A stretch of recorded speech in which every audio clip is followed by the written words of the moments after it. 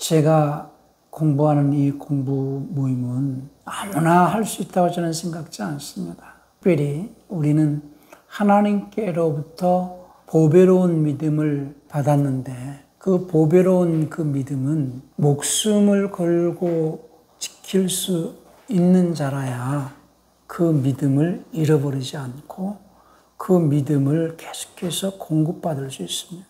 과거 우리 믿음의 선진들은 명예나 물질을 잃는 것보다 또 더 나아가서 목숨을 잃을지라도 믿음을 잃지 않고 지켜내기 위해서 죽어갔죠. 그걸 우리는 순교라고 합니다. 신앙인은 순교의 각오를 가진 자라야 신앙생활을 유지해 갈 수 있습니다. 그렇기 때문에 하나님은 사랑이 많으신 분이시지만 각자에게 하나님의 사랑을 받을 수 있는 그 사모함의 분량에 따라서 역사하신다라고 저는 생각을 해요. 동일하게 그냥 일방적으로 모든 인류를 위하여서 예수님을 이렇게 십자가에 죽게 하셨지만은 그 이후로 하나님께로부터 공급받는 그 믿음의 분량은 사모하는 것만큼 공급받을 수 있다. 사모하는 것만큼. 그리고 그 믿음을 자기 목숨보다 귀하게 여기는 자라야 그 믿음을 끝까지 지켜낼 수 있다. 저도 20대에 예수님을 영접해서 그 처음 주님을 향한 그 사랑과 그 열정이 죽을 때까지 지속되기를 정말로 소원하는데, 그런데 나이가 먹고요, 이제 자꾸 부딪히다 보니까 지치게 되거든요.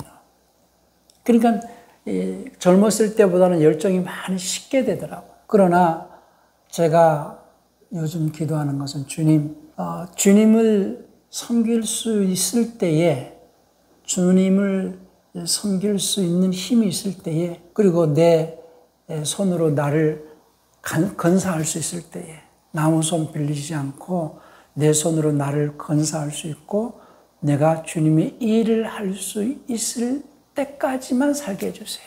힘이 빠져가지고 더 이상 일을 못하고 열정이 식고 이제는 내가 할 수 없고 그럴 때까지 살고 싶지 않다는 거예요. 그런데 중요한 것은 우리의 마음과 우리의 자세가 참 중요합니다.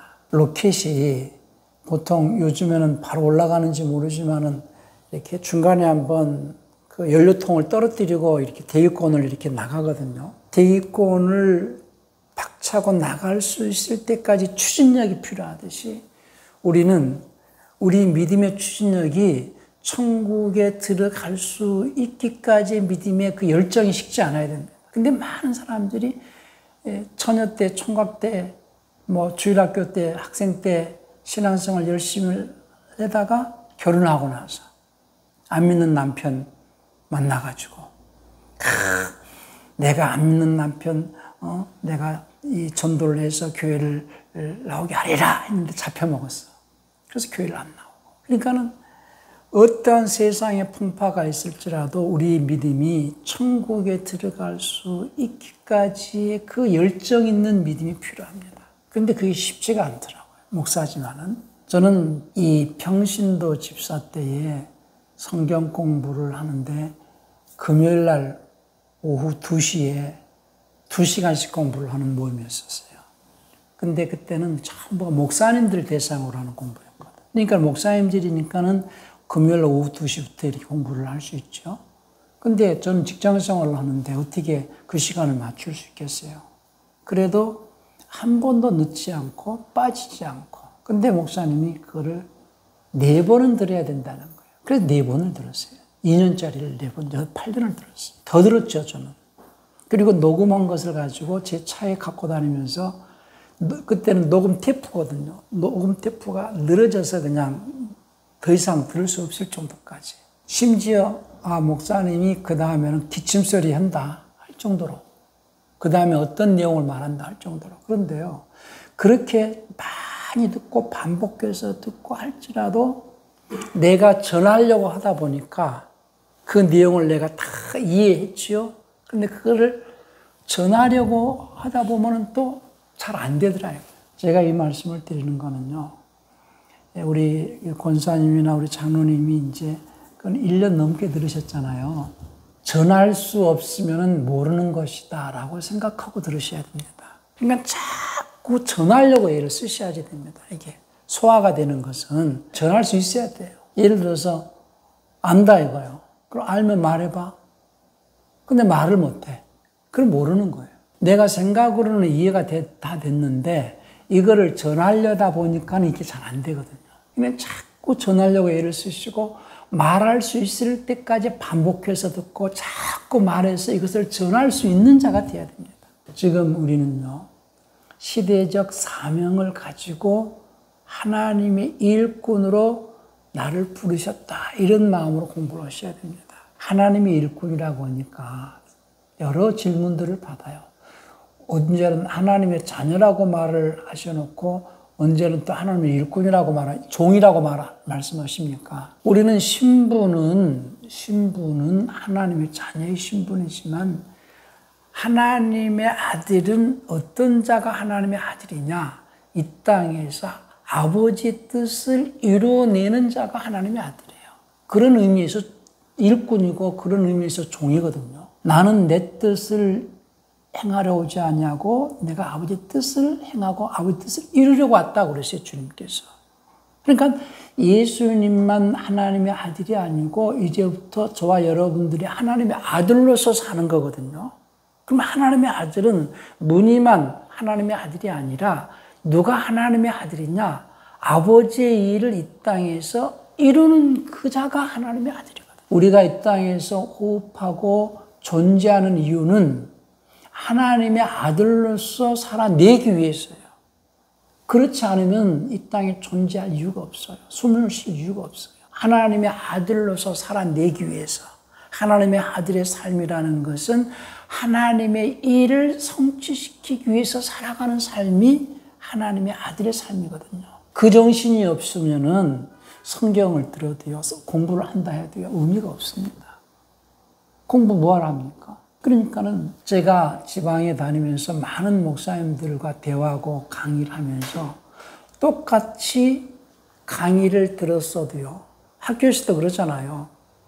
똑같은 선생님한테서 공부를 했는데 1등도 있지만 꼴등도 있거든. 그러니까 앞자리에서 그 선생님 말씀 한마디 안 놓치고 열심히 공부를 하는 자가 있지만은 중간에서 딴짓하는 학생도 있듯이 하나님은요, 똑같이 말씀을 선포하고 말씀을 듣게 하시지만은 어떤 자에게 그 말씀이 정말 깨달아지게 하시느냐? 사모하는 자에게요. 사모하는 자에게. 아주 갈급해하고 사모하는 자에게. 그러니까는 사람들은 저한테 아주 특별하다라고 하는 사람들이 있지만요. 저는 특별한 사람이 아니에요. 아주 그냥 보통 사람이에요. 그냥. 단 성경에 비춰서 본다면은 지극히 부족한 사람이고, 성경을 읽어보면요, 얼마나 믿음의 사람들이 하나님을 사모하고 복음을 위해서 애를 쓰는지 몰라요. 그것이 우리의 롤모델이잖아요. 성경의 기록대로 살아가기 위해서 우리가 성경을 참고하는 거 아니겠어요? 그런데 굳이 그들이 그렇게 살아가는 이유가 어디가 있느냐? 영생을 사모하기 때문에. 그러니까는 저는 늘 강조합니다. 제가 목사님들한테도요. 목사님들이 바쁘거든요. 뭐 갑자기 신방 갈 일도 있고 장례 치를 일도 있고 바쁘죠. 그러나 숨 쉬고 있는 이상 빠지지 마세요. 1년에 3번 빠지면 다음 기회 하세요. 이렇게 강력하게 하거든요. 그러니까는 제일 저는 우리는 영적 싸움을 하고 있는 상태에서 말은 영적 싸움을 하는데 싸움을 하는 게 아니라 소풍 다니고 있는 것 같아요. 요즘 비대면이라고 그래가지고 TV나 아니면 핸드폰으로 온누리교회는 그렇게 예배하죠. 시청자예요, 예배자예요. 지금 교인들이 정말로 예배자로서 예배를 보는 자가 있겠지만 대부분이 시청자가 되고 있다는 거예요. 그렇게 형식적으로 점점 타락해가고 있고 식어져가고 있는 시대에 살고 있습니다. 그런 시대에서 하나님께서 우리에게 사명을 주셨다라고 생각을 하셔야 됩니다. 사명. 이 주님께서 말씀하시길 너희는 세상의 빛이 되라고 말씀하셨는데요. 마귀가 감추고자 하는 그 마귀의 음모를 밝히 드러내서 하나님의 뜻을 나타낼 수 있는 시대적 사명자로서 하나님께 충성하리라는 마음을 가지고 공부하셔야 됩니다.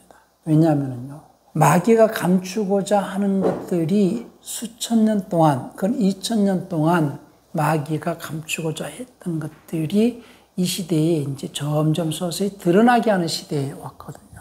주님께서 말씀하시기를 인자가 올 때에 세상에서 믿음을 보겠느냐라고 말씀하시면서 주님이 오실 때에 어떤 여러 가지 징조들에 대해서, 사인에 대해서 말씀하신 것이 재난과 기근과 전쟁과 전염병, 이것이 지금 현 시대에 그대로 나타나고 있는 현상들입니다. 동시다발적으로 나타나고 있어요. 우리 마태복음 25장을 한번 보실까요? 24장이네. 24장 6절부터 8절까지 한번 보시겠습니다.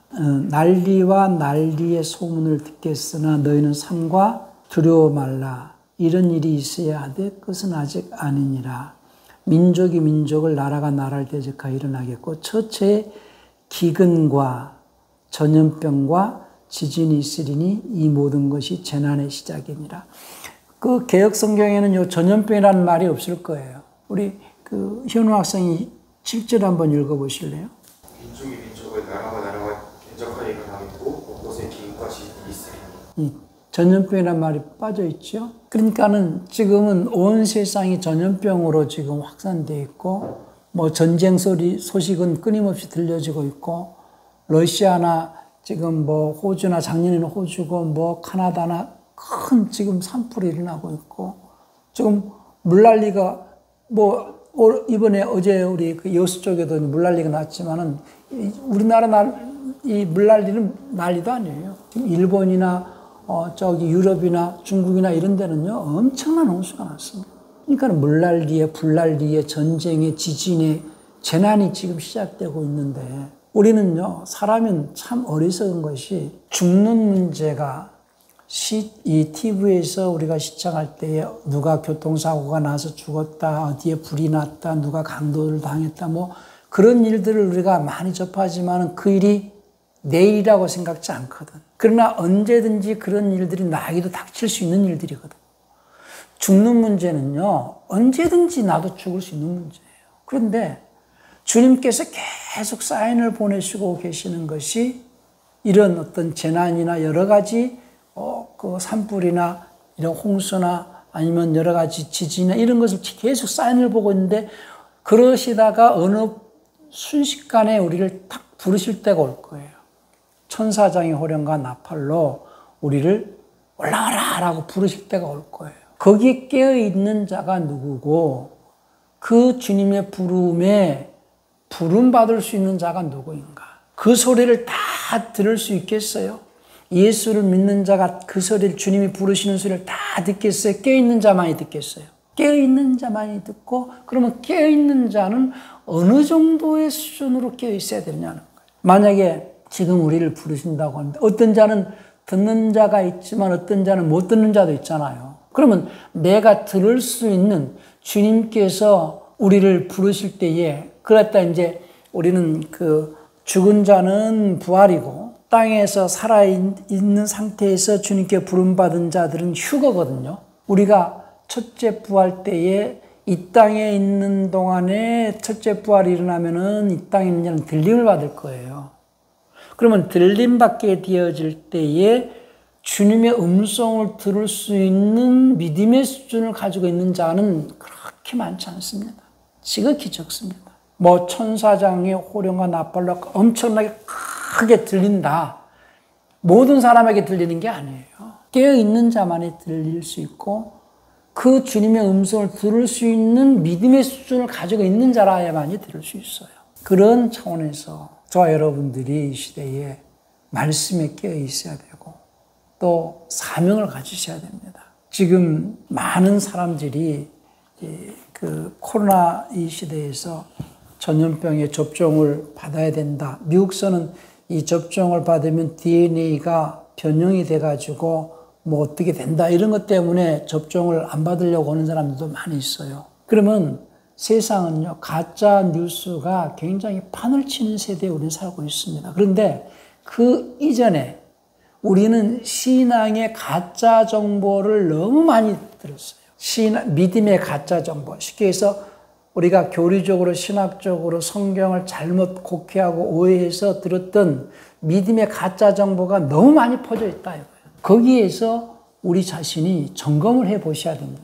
제가 이런 말을 할 때에 과연 얼마만큼 같이 공감을 하시는지 모르겠어요. 내가 들은 이 정보가 예를 들어서 뭐 요즘에 증권에 투자하는 그런 사람들 가운데는 개미 투자자들이 많이 있잖아요. 적은 돈으로 이렇게 투자하는 자들을 말하는 거죠.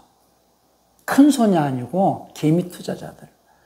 그런데 투자를 할 때에 어떤 정보에 기초해서 투자하느냐에 따라서 투자에 이익이 있고 손해가 있죠.